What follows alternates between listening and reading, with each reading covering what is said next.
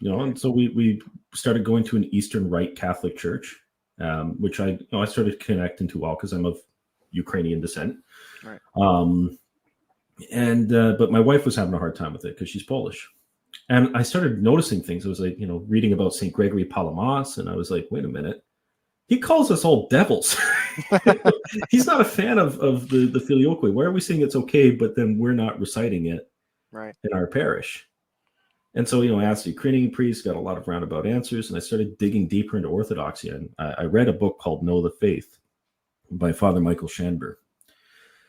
And that really started getting me uncomfortable because even though he didn't use strong polemics, the way that he approached things, it was just like factual.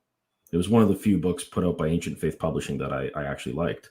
Right. I was like, okay, this is really hitting me hard. And then I decided when I read a portion in there of something he shared from St. Ignatius of Antioch, when he said, he who drinks from the cup of a schismatic will not inherit the kingdom of heaven. And when I realized that the church was originally a pentarchy, and out of the 5 patriarchs, only 1 defected, I was blown away. And I thought, when I read that, I ran upstairs to my wife and I said, Anya, we can't remain Catholic. We will lose our souls. And it was right at that time when the Pachamama stuff happened.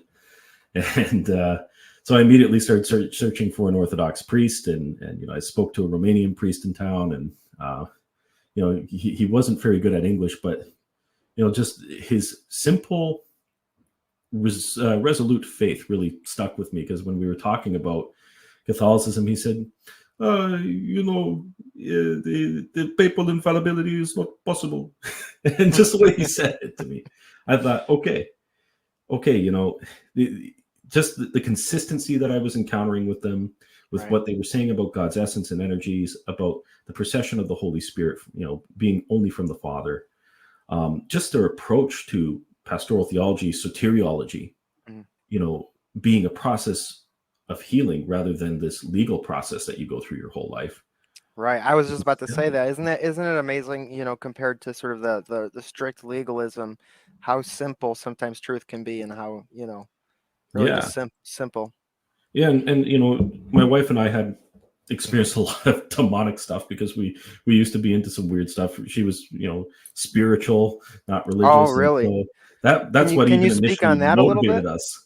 Right. Can you speak on that, some of the weird stuff you encountered? Because I myself, when I was looking into the occult and in that, like I had demonic experiences. One in particular where I actually I had like a sleep paralysis experience where I actually saw a demon like leeching off of me.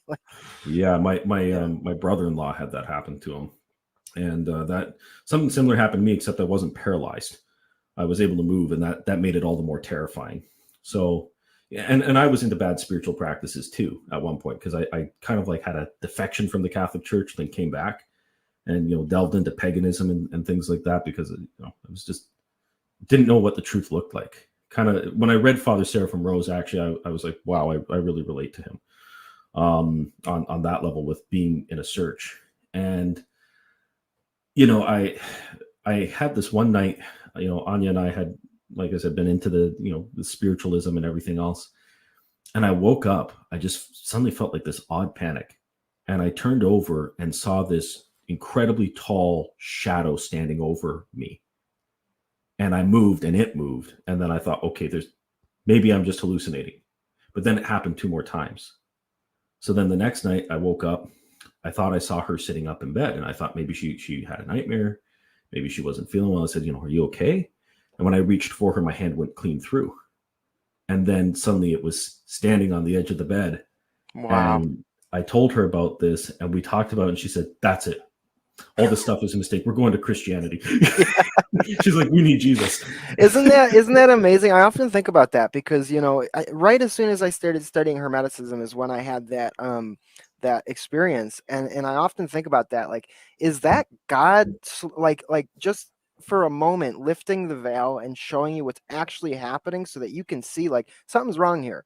Because as soon as I had that experience, my first reaction was like, man, maybe I shouldn't be looking into this stuff, because it's like as soon as so why would that be a demonic thing? Like, I guess they would do that to scare you, but like the actual seeing of it, right? I would think that they wouldn't want you to see that there's demons No, leeching I off mean, you and stuff, you know? things like that can only happen if God permits it, really, in the Right. long run.